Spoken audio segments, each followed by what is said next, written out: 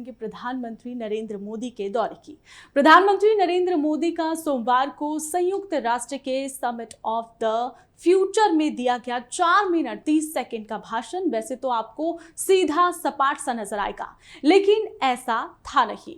दुनिया के सबसे बड़े मंच से दुनिया के सबसे बड़े मुल्कों के लिए इसमें कई सारे संदेश छिपे थे। कूटनीति की भाषा में बातें भी कोर्ट में चलती है। मोदी के भाषण में भी यही कोट थे।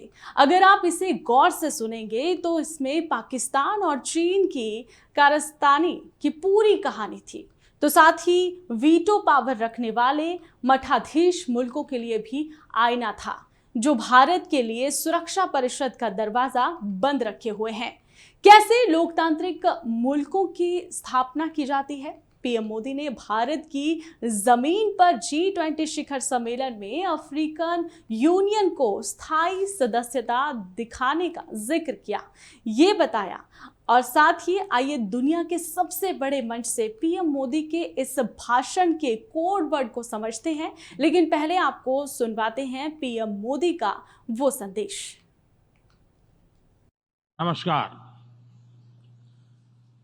जून में अभी मानव इतिहास के सबसे बड़े चुनावों में भारत के लोगों ने मुझे लगातार तीसरी बार सेवा का अवसर दिया है, और आज मैं इसी 1/6 ऑफ ह्यूमैनिटी की आवाज आप तक पहुंचाने यहां आया हूं। फ्रेंड्स, जब हम ग्लोबल फ्यूचर की बात कर रहे हैं तो ह्यूमन सेंट्रिक अप्रोच सर्वप्रथम होनी चाहिए। सस्टेनेबल डेवलपमेंट को प्राथमिकता देते हुए हमें मानव कल्याण, फूड, हेल्थ सिक्योरिटी यह भी सुनिश्चित करनी होगी।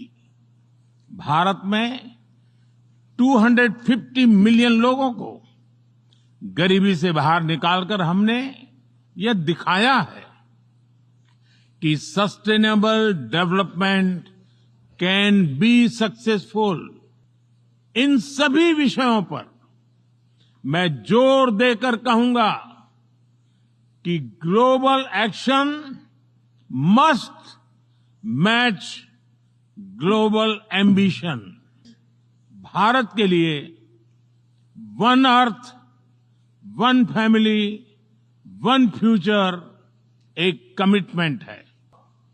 वैश्विक समृद्धि के लिए भारत मनसा वाचा कर्मणा से काम करता रहेगा। बहुत बहुत धन्यवाद। तो पीएम मोदी का ये संदेश अभी आपको सुनवाया। अब एक एक कर जानते हैं कि क्या कुछ मायने हैं इस संदेश के। संदेश नंबर 1 है, भारत लोकतंत्र की सबसे बुलंद आवाज है, दुनिया इसे सुने। जून में अभी मानव इतिहास के सबसे बड़े चुनावों में भारत के लोगों ने मुझे लगातार तीसरी बार सेवा का अवसर दिया है। आज मैं इसी 1/6 मानवता की आवाज आप तक पहुंचाने आया हूं। पीएम मोदी ने अपने भाषण की शुरुआत इन्हीं लाइनों के साथ की।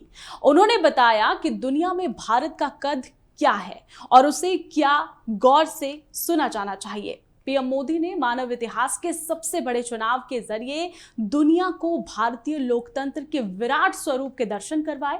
उन्होंने ये क्यों कहा, इसका जवाब उनकी अगली लाइन में छिपा था। इसमें उन्होंने कहा कि भारत के बाशिंदों की भारत को, दुनिया को गौर से सुनना चाहिए। संदेश नंबर 2 था, ग्लोबल साउथ की आवाज, ह्यूमन सेंट्रिक अप्रोच सर्वप्रथम होनी चाहिए।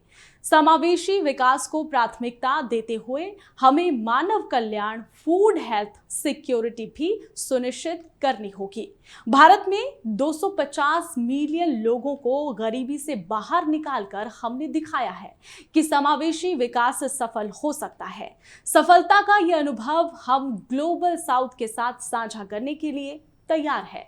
अमेरिका में पिछले कुछ घंटों के भीतर पीएम मोदी ने ग्लोबल साउथ का जिक्र दूसरी बार किया है। इससे पहले मोदी ने प्रवासी भारतीयों के सम्मेलन में ग्लोबल साउथ की आवाज बुलंद की थी।